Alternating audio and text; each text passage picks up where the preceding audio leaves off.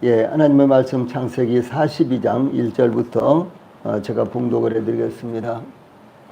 하나님의 말씀 창세기 42장 1절부터 13절까지 봉독을 해드리겠습니다.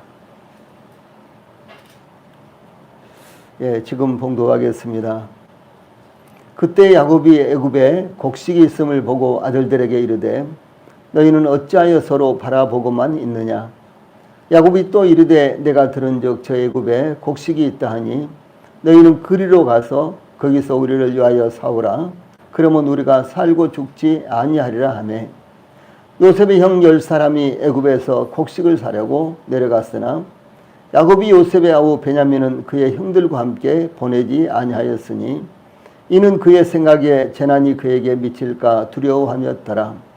이스라엘의 아들들이 양식 사러 간 자 중에 있으니 가나안 땅에 기근이 있음이라. 때에 요셉이 나라의 총리로서 그 땅 모든 백성에게 곡식을 팔더니 요셉의 형들이 와서 그 앞에서 땅에 엎드려 자라매 요셉이 보고 형들인 줄을 아나 모르는 체하고 엄한 소리로 그들에게 말하여 이르되 너희가 어디서 왔느냐. 그들이 이르되 곡물을 사려고 가나안에서 왔나이다. 요셉은 그의 형들을 알아보았으나 그들은 요셉을 알아보지 못하더라. 요셉이 그들에게 대하여 꾼 꿈을 생각하고 그들에게 이르되 너희는 정탐꾼들이라. 이 나라의 틈을 엿보려고 왔느니라. 그들이 그에게 이르되 내 주여 아니니이다. 당신의 종들은 곡물을 사러 왔나이다. 우리는 다 한 사람의 아들들로서 확실한 자들이니 당신의 종들은 정탐꾼이 아니니이다. 요셉이 그들에게 이르되 아니라 너희가 이 나라의 틈을 엿보러 왔느니라. 그들이 이르되 당신의 종 우리들은 12형제로서 가나안 땅 한 사람의 아들들이라. 막내 아들은 오늘 아버지와 함께 있고 또 하나는 없어졌나이다. 아멘. 13절 말씀까지 봉독을 해드렸습니다. 오늘 저녁에는 창세기 42장 1절로 13절 말씀을 통해서 양식을 찾아 이런 주제로 말씀을 전해드리겠습니다. 다른 한편으로는 이 본문을 통해서 저희들은 원수된 자를 만나다 이런 그 내용도 여기에 담겨져 있습니다. 창세기 37장 그리고 39장에서 42장은 이스라엘 민족이 애굽에 정착하게 되는 배경을 보여주고 있는데 하나님께서 아브라함에게 말씀하신 창세기 15장 13절 14절 너는 반드시 알라. 내 자손이 이방에서 계기되어 그들을 섬기했고 그들은 400년 동안 내 자손을 괴롭히리니 그들이 섬기는 나라를 내가 징벌할지며 그 후에 내 자손이 큰 재물을 이끌고 나오리라. 이런 예언이 성취될 때가 다가오고 있다는 것을 의미합니다. 바로의 꿈에 계시된 대로 애굽에는 7년 동안의 대풍년이 끝나고 7년 동안의 흉년이 시작되었습니다. 그런데 이 흉년은 애굽뿐만 아니라 가나안 땅과 주변의 모든 나라에 임하였는데 애굽은 요셉으로 인해서 7년 동안의 풍년 기간 동안 충분한 곡식을 예비하였기 때문에 곡식이 많았으나 다른 나라들은 먹을 양식이 전혀 없었습니다. 온 지면에 기근이 계속되자 요셉은 곡식 창고를 활짝 열고 곡식을 구하며 부르짖는 백성들에게 팔았습니다. 또한 애굽에는 곡식이 많이 있다는 소문을 들은 각국 백성들도 곡식을 구하기 위해서 애굽으로 들어와 요셉에게 이르렀는데 기근이 온 세상에 심했기 때문이었습니다. 먼저 1절로 5절 말씀은 애굽에 양식이 있다는 소식이 널리 퍼져서 이제 야곱과 그의 아들들도 이제 양식을 사기 위해서 출발하는 이런 내용이 나타나고 있습니다. 애굽의 흉년이 들었을 때 야곱이 그의 아들들과 함께 살고 있는 가나안 땅에도 흉년이 찾아왔습니다. 야곱은 애굽에는 곡식이 있다는 말을 듣고 그의 아들들에게 너희는 어찌하여 서로 바라보고만 있느냐 이렇게 말하면서 이 구번역은 관망만 하고 있느냐 이렇게 되어 있죠. 그래서 너희는 어찌하여 서로 바라보고만 있냐 이렇게 말하면서 내가 들은즉 저 애굽에 곡식이 있다 하니 너희는 그리로 가서 거기서 우리를 위하여 사오라. 그러면 우리가 살고 죽지 아니하리라. 2절 말씀 이렇게 말을 했습니다. 이 야곱이 그의 아들들에게 1절 후반부에 너희는 어찌하여 서로 바라보고만 있느냐, 너희는 어찌하여 서로 바라보고만 있느냐, 이렇게 라고 이렇게 이 한 말은 대단히 중요한 의미가 담겨져 있습니다. 애굽의 곡식이 있다는 소문을 들은 것은 야곱뿐이 아니었습니다. 그의 모든 아들들도 똑같은 소문을 들었습니다. 이것은 아주 혹독한 기근으로 인해서 죽을 수도 있는 극심한 상황에서 야곱의 가족들에게는 한 줄기 생명의 빛이었다라고 하는 사실입니다. 애굽에 가면 곡식을 구할 수 있어. 이것은요, 야곱의 그 가족들에게는 한 줄기 생명의 빛과 같은 소식이었습니다.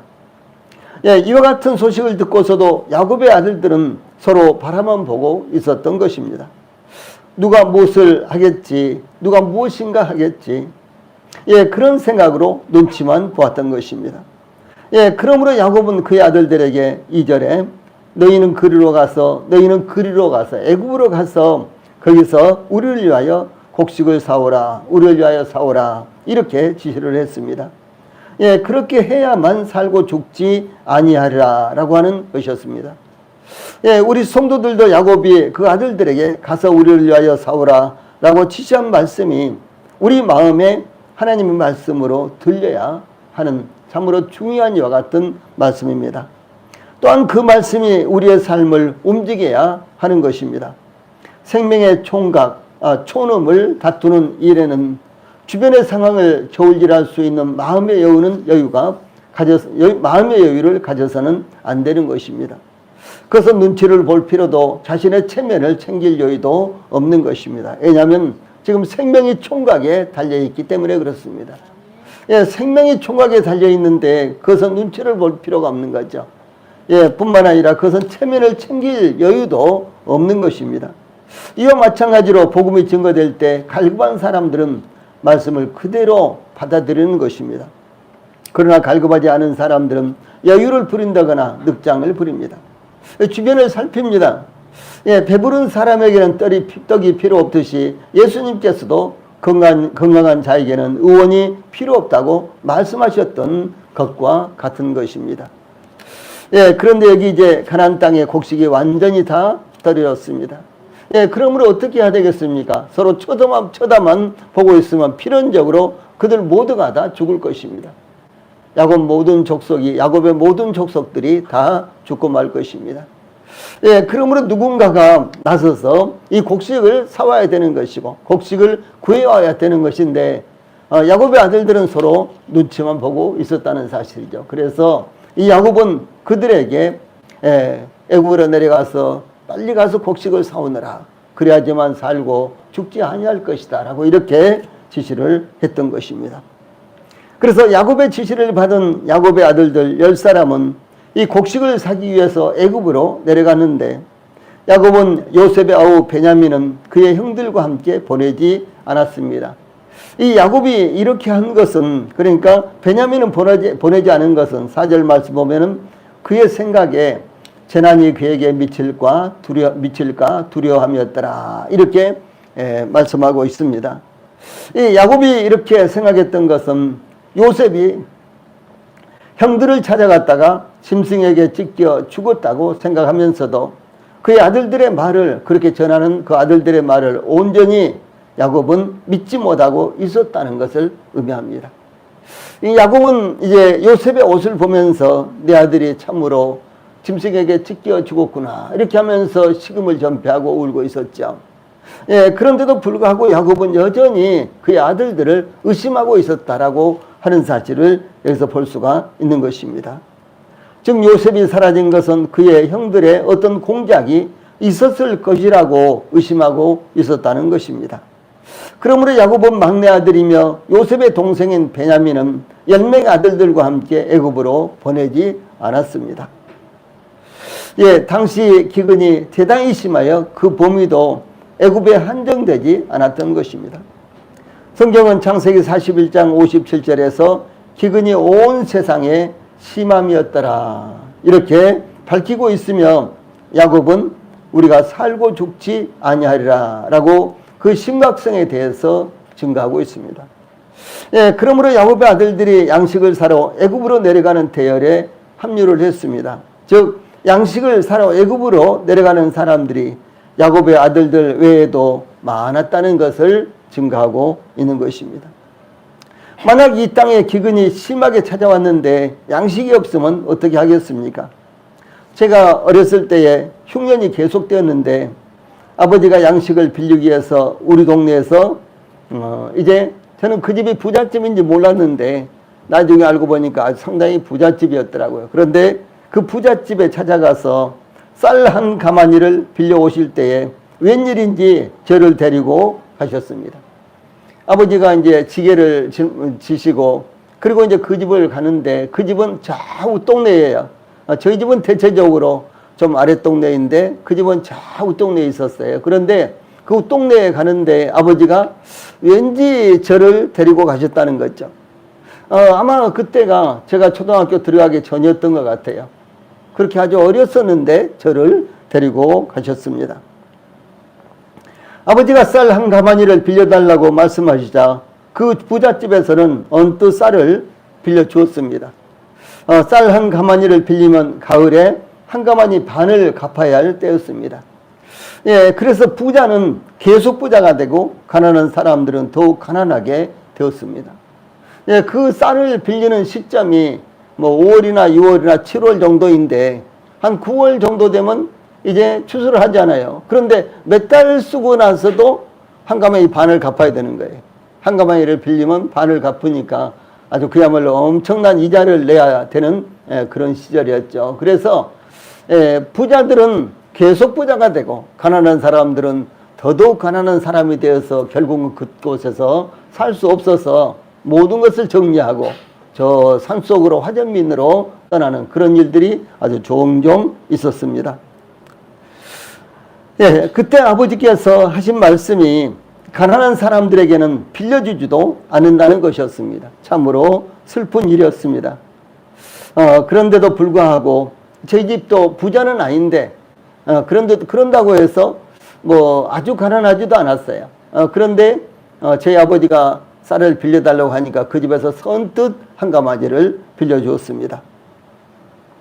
그래서 이 가난한 사람들에게는 그들이 굶어서 아무것도 먹지 못하고 그런 상황인데도 불구하고 빌려주지를 않았다는 것이죠.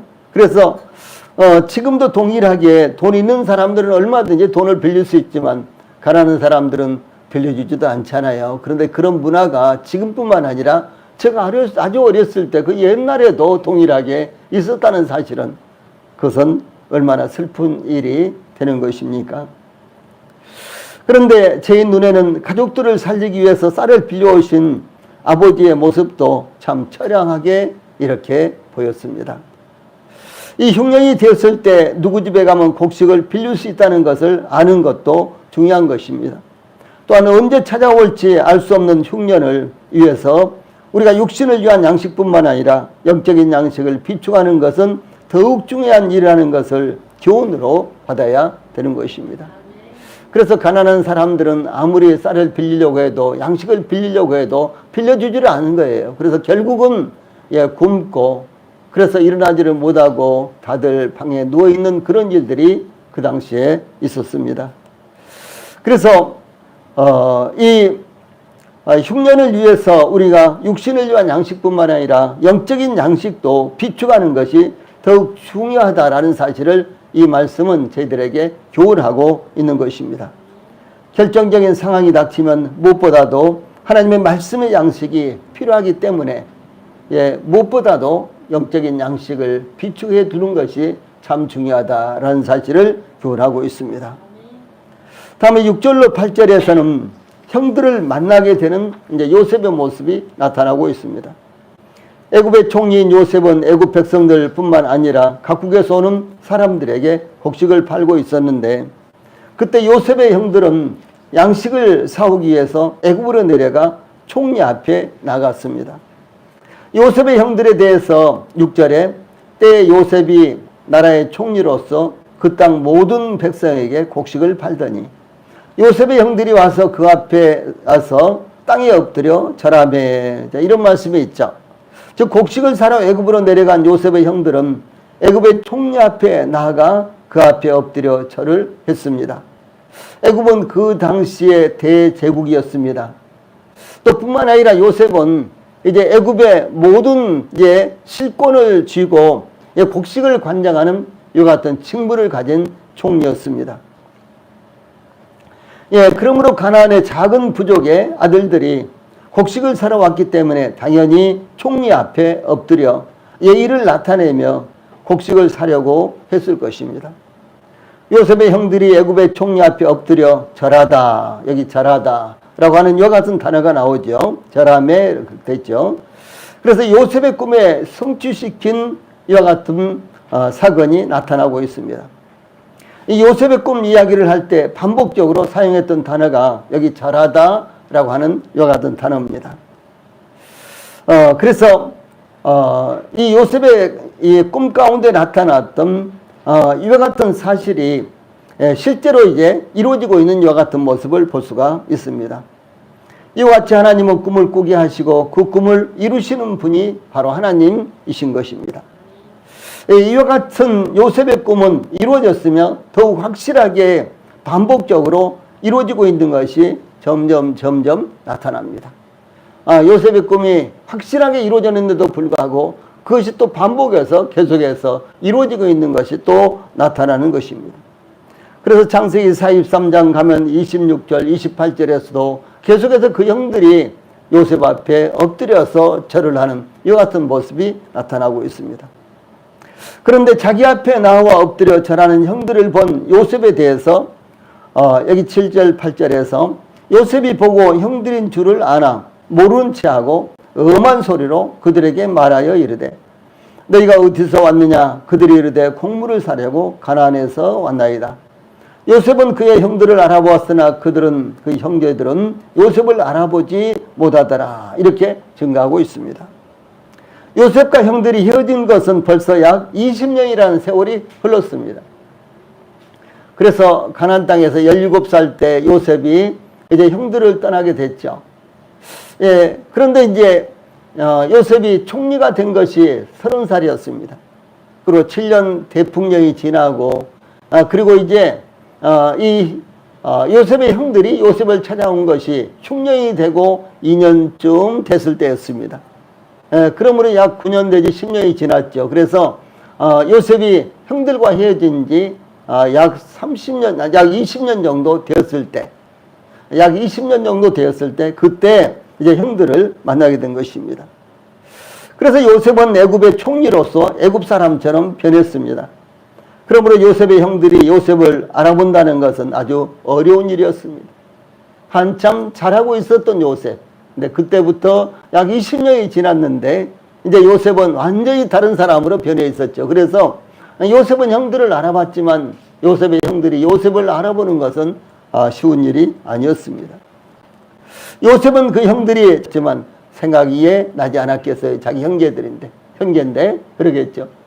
그럴 때마다 아마 요셉의 형들은 요셉을 이기려고 무진 애를 썼겠지만은 그러나 또 시도 때도 없이 가끔 문득 생각이 났을 것입니다. 요셉도 오랜 세월이 흘렀으나 여전히 그가 팔렸던 상황을 잊지 못하고 있었을 것입니다. 그런데 요셉은 애굽의 총리로 형들은 조금도 변함없는 가나안 땅의 양치기로 서로 만나게 된 것입니다. 한편 요셉은 형들이 곡식을 사기 위해 애굽에 내려오기를 기다리고 있었을 것입니다. 그러므로 형들이 그 앞에 엎드려 절하자 그들이 형들인 것을 금방 알 수 있었을 것입니다. 요셉은 형들이 말하지 않아도 곧바로 형들을 알아보았을 것입니다. 10명의 형들의 모습은 많이 변했을지라도 요셉으로서는 10명의 형들의 모습을 보고 그들을 알아보는 것은 그리 어렵지 않았을 것입니다.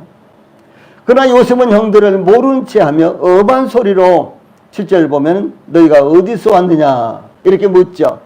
그러자 형들은 곡물을 사려고 가나안에서 왔나이다 이렇게 대답했습니다.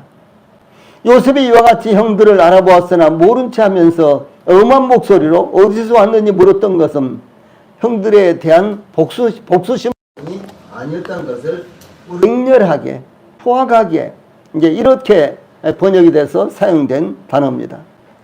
그래서 아주 거의 그 거친 말투를 말합니다. 그러므로 애굽의 총리로서 모든 권한을 가진 사람으로서 당당하게 이제 총리인 요셉은 그 형들에게 너희가 어디서 왔느냐 이렇게 물었다는 것입니다. 이와 같이 요셉이 엄한 말로 형들에게 물었는데 8절에 요셉은 그의 형들을 알아보았으나 그들은 요셉을 알아보지 못하더라 라고 그 상황을 증가하고 있습니다. 요셉의 형들은 그들이 요셉을 팔았으므로 요셉이 애굽으로 끌려가는 것을 보았지만 요셉이 애굽의 총리가 되었을 것은 상상도 할 수 없었던 그런 일이었죠. 이 요셉의 형들이 어떻게 요셉이 애굽의 총리가 되어 있으리라고 상상이나 할 수가 있었겠습니까? 그것은 상상도 할 수 없었던 일이었습니다. 그러므로 혹 어쩌면 요셉을 닮았다고 생각할 수도 있었겠지만 요셉이라고 생각하는 것은 상상할 수도 없는 일이었습니다. 여기 8절에 보면 요셉은 그의 형들을 알아보았으나 그들은 요셉을 알아보지 못하더라 라는 말씀은 중요한 상징적 예표적인 의미가 담겨져 있는 이와 같은 말씀이 되는 것입니다. 이스라엘은 하나님께서 보내신 그들의 구주를 알지 못하고 십자가에 못 박아 죽였습니다. 그러나 하나님께서 보내신 예수님은 이스라엘을 알고 계셨습니다.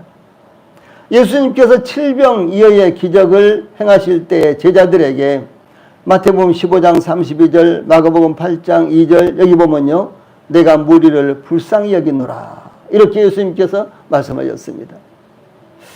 보리떡 7개와 물고기 2마리로 4,000명을 먹이실 때 그때 예수님께서 제자들에게 말씀하시기를 내가 무리를 불쌍히 여기노라. 이렇게 말씀하셨습니다. 그래서 예수님께서 그들을 불쌍히 여기시고 그들을 구원하시기 위해서 기적을 베푸시고 자신이 하나님의 아들 메시아라는 사실을 증명하셨고 또 뿐만 아니라 복음의 말씀을 그들에게 전하셨습니다. 그런데도 불구하고 그들은 기적을 맛보고도 이스라엘은 하나님께서 보내신 예수님을 알아보지 못했습니다. 또한 이스라엘은 예수님이 죽은 자 가운데서 살아나신 것도 알지 못했습니다. 마치 요셉이 애굽의 전권을 가진 총리가 되었는데 형제들은 요셉 앞에서 요셉을 알아보지 못했던 것과 똑같습니다. 예수님이 십자가에 못 박혀 죽음을 당하실 때도 또 뿐만 아니라 예수님께서 3일 만에 부활하셨는데도 불구하고 이스라엘은 예수님을 알아보지 못했습니다. 부활하셨던 그 자체를 그들은 부정했습니다. 마찬가지로 요셉이 아마도 죽었을 것이라고 그들은 생각하고 있었을 것입니다. 그러나 하나님께서 요셉을 항상 형통하게 하심으로 결국은 애굽의 총리가 되도록 하셨습니다. 그것도 그 당시 애굽은 대제국이었어요. 그런데 대제국의 전권을 가진 왕으로부터 전권을 부여받은 총리가 되었는데 그 형제들은 그 요셉을 전혀 알아보지 못했습니다. 생각지도 못했습니다. 요셉일 것이라고요. 상상도 하지 못했다라고 하는 사실입니다. 그런데도 불구하고 여기 7절 말씀 보면 요셉이 보고 형들인 줄을 아나 그랬죠. 요셉이 보고 형들인 줄 아나. 형들은 요셉을 알지 못했다는 것입니다. 자, 그런데도 불구하고 요셉의 눈은 그의 형들을 향하고 있었습니다. 그 눈은 그 형제들을 그토록 그리워하던 눈이었으며 사랑하는 눈이었습니다. 즉 이스라엘은 예수님을 거절하였으며 배반하였으며 알지 못했지만 예수님의 눈은 이스라엘을 잊지 못하며 그들을 향하고 있었다라고 하는 사실입니다. 선자 예레미야는 예레미야서 16장 17절에서 이는 내 눈이 그들의 행위를 살펴보므로 그들이 내 얼굴 앞에서 숨기지 못하며 그들의 죄악이 내 목전에서 숨겨지지 못함이라 이렇게 증가하고 있습니다. 이 선지자 호세아도 호세아 5장 3절에서 에브라임은 내가 알고 이스라엘은 내게 숨기지 못하나니 라고 이렇게 증가하고 있습니다. 예, 이스라엘은 하나님을 외면하고 하나님을 알지 못했습니다. 예, 그런데도 불구하고 하나님은 이스라엘을 계속해서 보시고 계셨다라고 하는 사실입니다. 이것은 동일하게 저희들에게도 그대로 적용되는 말씀입니다. 특히 요셉의 형들이 요셉을 알아보지 못했던 것은 20년이라는 긴 세월이 이미 흘렀으며 그들이 감히 상상도 할 수 없는 지위에 요셉이 올라 있었고 애굽 왕궁 사람으로서의 깨끗한 단장과 애굽식 어투 등 전혀 다른 모습이었기 때문이며 또한 요셉을 똑바로 자세히 쳐다볼 수 없는 형편이었기 때문이었을 것입니다. 예, 그러므로 요셉의 형들은 그런 일이 일어날 것이라고는 상상도 하지 못했으며 꿈도 꾸지 못했던 일이었기 때문에 요셉을 알아보지 못했습니다. 또한 17살의 홍안의 소년 요셉이었는데 지금은 40을 바라보는 나이였기 때문에 더욱 알아볼 수가 없었을 것입니다. 그러나 요셉의 형들은 20여 년이 흘렀어도 여전히 양치기에 불과했습니다. 그들은 누더기 옷에 산발한 머리에 짐승들의 냄새가 몸에 물씬 배어 있었을 것입니다. 예, 틀림없이 그랬을 것입니다. 우리 성도들은 아주 좋은 말로 목동, 예, 좋은 말로 목동, 양치기, 뭐 이런 이제 분들에 대해서 잘 모르시죠. 아마 이 목동을 전문으로 하는 이와 같은 직업, 목동들 옆에 가보시지도 못했을 것입니다. 그렇겠죠. 예, 그런데 저 중동의 목동들은요, 우리가 상상도 할 수 없는 그런 아주 천박한 직업이요. 그리고 정말 아주 정말 그 열악한 이런 환경에서 양들을 칩니다. 예. 저는 이 중동에서 일부러 양들이 있으면요, 혹은 낙타 때가 오면은 일부러 가까이 가서 그 목동들 옆에 가까이 가봤고, 양들 옆에도 가까이 가봤고, 낙타들 옆에도 가까이 가봤습니다. 근데 낙타들이 생각보다 참 온순합니다. 우리가 여인이지만 낙타떼들이 이렇게 풀을 먹고 있고 그러면요, 여기 가서 만져봐도 예, 전혀 참견도 하지 않습니다. 예. 예, 심지어 머리 같은 데를 이렇게 만져봐도요, 전혀 아주 온순하고요. 그래서 목을 이렇게 딱 머리를 팍 내려도 아니, 목이 조금도 움직이지도 않아요. 얼마나 강한지요. 낙타를 우리가 이제 뭐 영화라든가 사진에 보면은 이 다리도 굉장히 가늘고 그렇죠. 그 다음에 이제 목도 아주 이렇게 길쭉하잖아요. 그런데 이제 그 목을 붙들고요, 머리 있는데 그 목을 붙들고 이렇게 확 쳐는 내리꾸렸는데도 불구하고 꿈쩍도 않더라는 거예요. 제가 직접 해봤어요. 그런데 이제 이제 낙타를 치는 목동들, 그 다음에 양을 치는 목동들, 뭐 수백 마리를 이렇게 이제 그 광야 같은 그런 곳에 이렇게 그런 곳에서 이 양들은 이제 이렇게 그러니까 돌보고 있습니다. 그런데 그 목동들은 너무너무나 지저분하고, 아마 제가 생각했을 때요, 제가 볼 때 제가 봤을 때 그 인상은 뭐 거의 비슷비슷해요. 뭐 여러 사람들을 만나봤는데, 그런데 아마 목욕은 1년에 한 번도 안 했던 것처럼 보이고요. 예. 그 다음에 뭐 그 짐승들의 이 오물들을 뭐 한껏 뒤집어 쓰고 있는 것 같았어요. 그래서 전혀 가까이 갈 수가 한 1, 2m 가까이 갈 수도 없을 정도로 냄새가 나가지고 가까이 가지 못했어요. 예, 너무 냄새가 났어요. 그러니까 사람 이하의 삶을 살고 있더라는 거죠. 그런데 야곱 당시, 그러면 어느 때였겠습니까? 야곱 당시는 BC 약 2000년 정도 됩니다. 예. 예수님보다도 약 2000년 전쯤에, 예수님보다도 약 2000년 전, 2000년 전쯤에 그 당시 목동의 모습이 어떠했겠습니까? 그리고 요셉은 애굽 왕궁에서 왕족처럼 이렇게 지금 총리로서 살고 있었고, 그렇게 이제 복장이라든가 꾸미고 있었는데, 그 형들은 그야말로 양치기로서 누더기 옷을 입고 냄새 푹푹 나고 그런 모습이 아니었겠어요? 이런 이제 모습이었을 것입니다.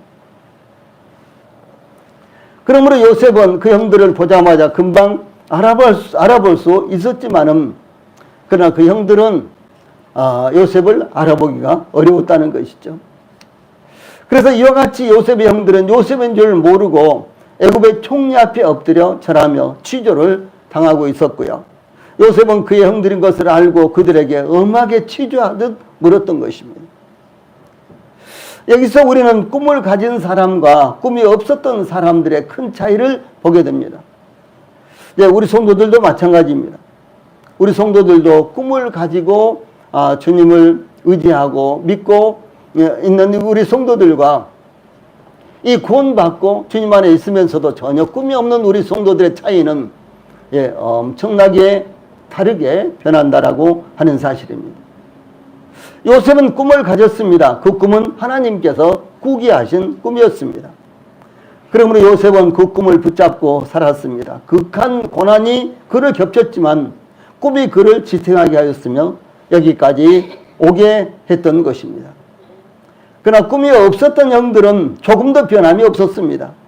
그들은 20년 전이나 지금이나 다르지 않았습니다. 그러므로 하나님께서 주신 꿈을 갖고 있다는 것은 세월이 흐른 후에 극명한 차이를 나타내게 한다는 것을 잊지 않아야 되는 것입니다. 다음으로 9절로 13절에서는 이제 형들을 취조하는 요셉의 모습이 나타납니다. 9절에 요셉이 그들에게 대하여 꾼 꿈을 생각하고 그들에게 이르되 너희는 정탐꾼들이라 이 나라의 틈을 엿보려고 왔느니라. 이런 이제 말씀에서 요셉이 그들에게 대하여 꾼 꿈을 생각하고, 즉 요셉이 형제들에 대해 꾼 꿈을 생각하고는 요셉이 형제들을 엄하게 취조하게 된 배경을 의미합니다. 요셉은 가나안 땅에서 요셉의 단은 일어서고 형제들의 단은 요셉의 단을 둘러 절하는 꿈을 꾸고 그것을 형제들에게 말했습니다. 창세기 37장 6절로 7절 말씀입니다.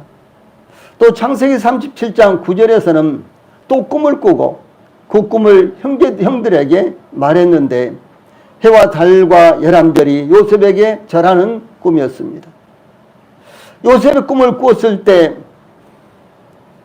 요셉은 그 꿈이 이루어질 것이라고 믿고 그 꿈을 형제들에게 말했던 것입니다. 그러나 그것 때문에 형들에게 미움을 받았으며 결국 애굽의 노예로 팔리게 되었습니다. 요셉은 형들을 보는 순간 하나님께서 그 꿈을 이루시는 하나님의 섭리를 깨닫게 되었다라고 하는 사실입니다. 요셉이 꿈을 꿀 때, 그리고 그 꿈 이야기를 할 때 그 꿈이 이렇게 이루어지리라고 하는 것은 상상도 할 수 없는 일이었습니다. 아마 요셉도 전혀 상상하지 못했던 일이죠. 당연히 형들은 더더욱 상상할 수 없었습니다. 요셉은 하나님께서 20여 년 전에 꿈을 꾸게 하시고 그 꿈을 이루시다는 확신을 갖고 형들에게 9절 말씀 너희는 정탐꾼들이라 이 나라의 틈을 엿보려고 왔느니라 라고 형들을 지조했습니다. 요셉의 그 형들을 정탐으로 몰아갔던 것은 형들로서는 대단히 두려운 일이었습니다. 당시 애굽은 아시아 계통의 민족들로부터 자주 침략의 위협을 받고 있었을 때였습니다. 더구나 애굽에는 곡식이 헤아릴 수 없도록 쌓여 있었기 때문에 그 식량을 노리고 이방 민족들이 침략할 가능성이 아주 많았던 그 같은 상황이었습니다. 그러므로 양식을 구하기 위해서 애굽을 찾아오는 애국인들을 애굽에서는 극히 예민하게 감시하고 있었을 것입니다. 마치 양식을 사러 오는 것처럼 꾸미면서 그렇게 오면서 혹시 애굽을 엿보려고 왔는지도 모른다. 정탐하러 왔는지도 모른다. 이런 것 때문에요. 아주 애국에서 양식을 구하러 온 사람들에 대해서 예민하게 생각을 하고 있었을 때였습니다. 특히 어느 시대를 막론하고 이 정탐꾼들은 죽음을 당하였는데 요셉의 형들은 요셉이 너희는 정탐꾼들이라 라는 말을 듣고요. 즉시 무슨 생각을 했겠어요? 우리가 양식을 사러 왔지만 여기서 죽을 수도 있다는 두려움으로 인해서 아마 벌벌 떨었을 것이 틀림이 없습니다. 예, 또한 정탐이라는 말은 그들의 목숨을 위협하는 것과 다름없었습니다. 요셉이 이와 같이 형들이 그들의 목숨을 위협받게 함으로 형들이 지난날의 잘못을 반성하고 회개하고 하나님을 의지하도록 요셉은 형들을 유도했던 것입니다.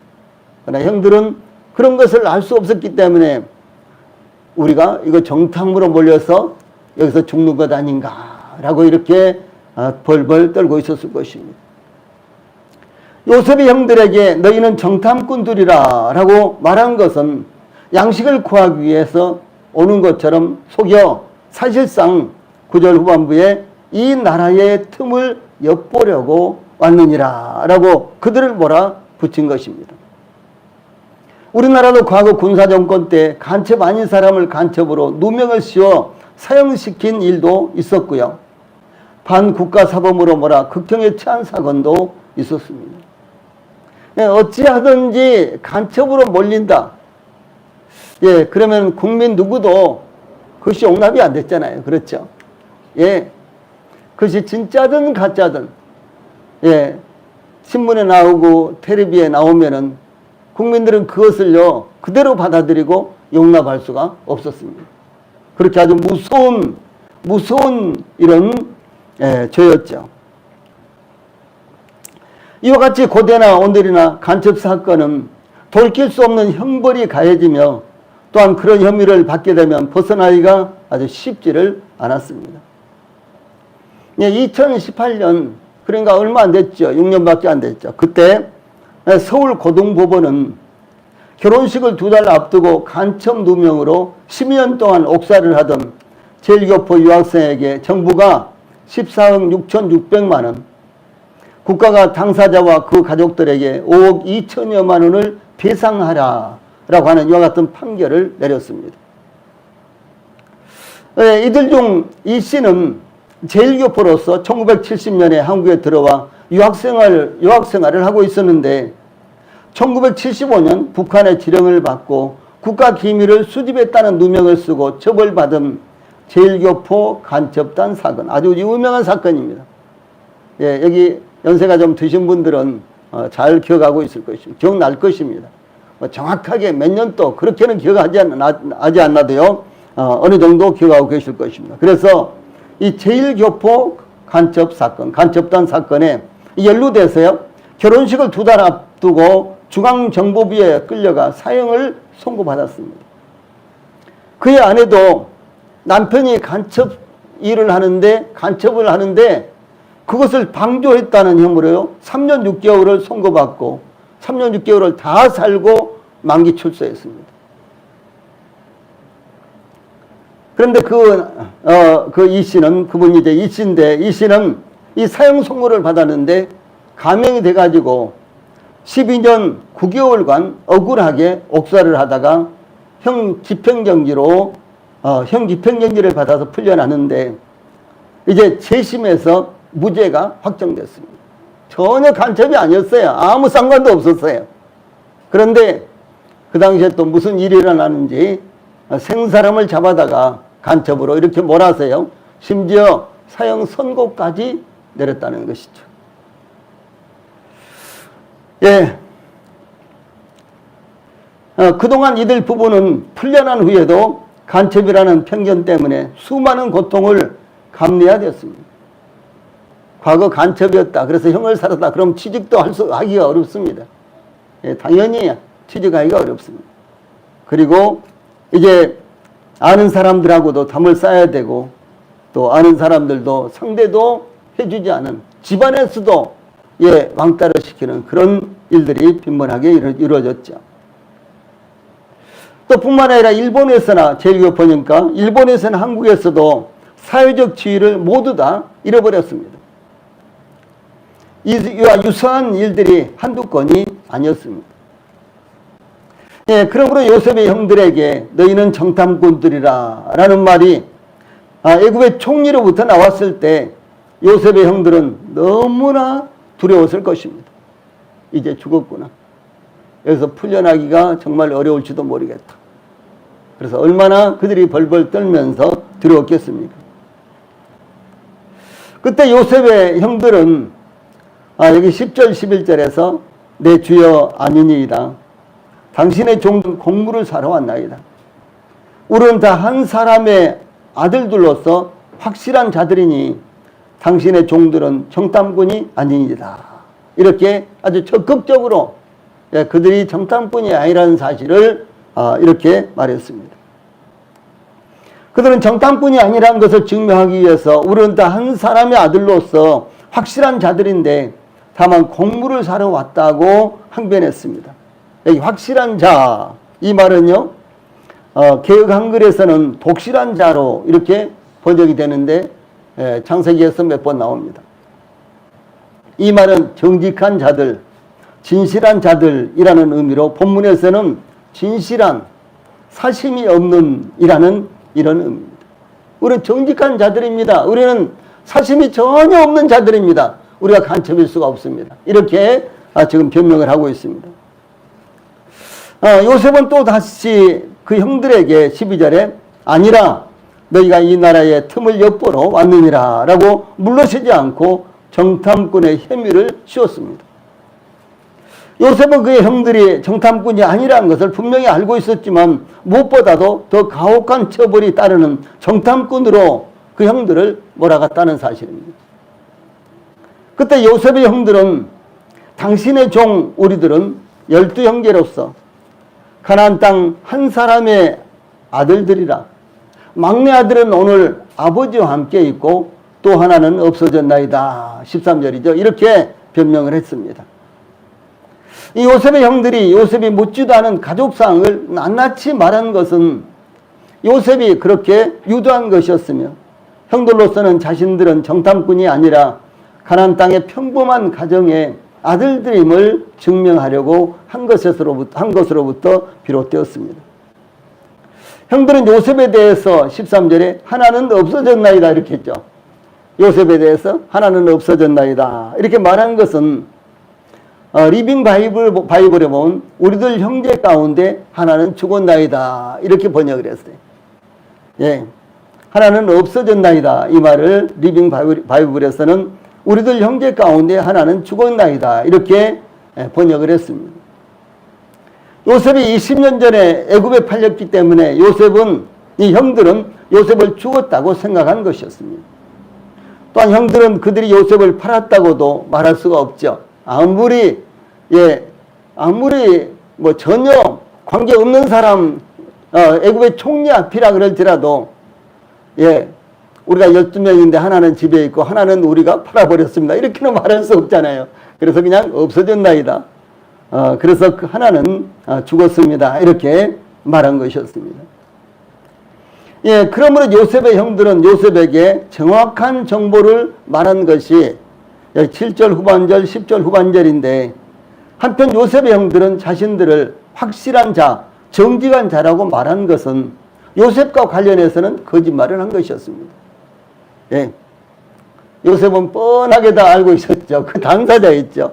그런데 요셉 앞에서 우리는 정직한 자입니다. 이렇게 말한 것은 얼마나 그야말로 속이 들여다보이는, 확실히 들여다보이는 그러한 거짓말이었겠습니까?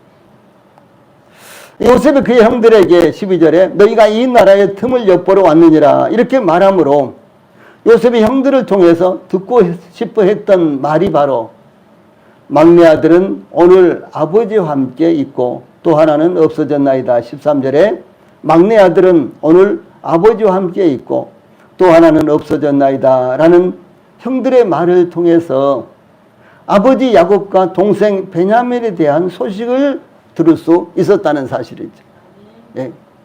이 요셉이 무엇보다도 가장 듣고 싶었던 말, 그것은 바로 가나안 땅에 있는 아버지의 소식과 동생 베냐민의 소식에 관계된 것이었습니다. 근데 여기서 이 13절에서 이런 이야기가 나오는 것입니다. 예, 그러므로 이 막내 아들은 오늘 아버지와 함께 있고 또 하나는 없어졌나이다 라는 형들의 말을 통해서 아버지 야곱과 동생 베냐민에 대한 소식을 들을 수가 있었습니다. 아버지 야곱도 아직 살아계시고 동생인 베냐민도 아버지 야곱과 함께 있다는 것은 그의 동생 베냐민의 신상도 아직 안전하다라고 하는 것을 확인할 수 있었던 것입니다. 예, 요셉으로서는 이것이 가장 궁금했고요. 이걸 가장 알고 싶었던 것입니다. 그런데 형들은 요셉의 유도에 따라서 이와 같은 이야기를 이제 자기들이 정탐꾼이 아니라는 말을 변명하기 위해서 가족 상황을 자세하게 설명하면서 이 말을 하고 있는 것입니다. 예, 이것은 요셉에게는 얼마나 그리웠던 소식이었겠습니까? 이 사도 바울은 빌보 감옥의 간수에게 사도행전 16장 31절에서 주 예수를 믿으라. 그래야만 너와 내 집이 구원을 받으리라. 이렇게 증가하고 있죠. 사랑하는 우리 성도님들, 이 말씀보다도 우리가 더 듣고 싶은 말씀이 무엇이 있습니까? 그렇죠? 예, 우리가 이 세상에서 뭐 잘 되는 것보다도 우리가 이 세상에서 기도하고 원하는 것이 다 이루어졌다고 할지라도요. 그것보다도 우리의 가족들이 다 구원받고 저희들과 함께 주님을 섬길 수 있다는 것. 그러면 그것보다도 더 기쁜 소식이 이 세상에서 어디가 있겠습니까? 이 말씀은 바로 우리에게 말씀하신 것이며 우리의 가족들과 가까운 분들의 형편을 묻는 것이었습니다. 예, 그러므로 우리는 우리 주님 앞에서 우리 가족들과 우리에게 가까운 사람들도 함께 주님 앞에 서도록 기도하며 복음을 전해야 할 것입니다. 예, 기도하시겠습니다.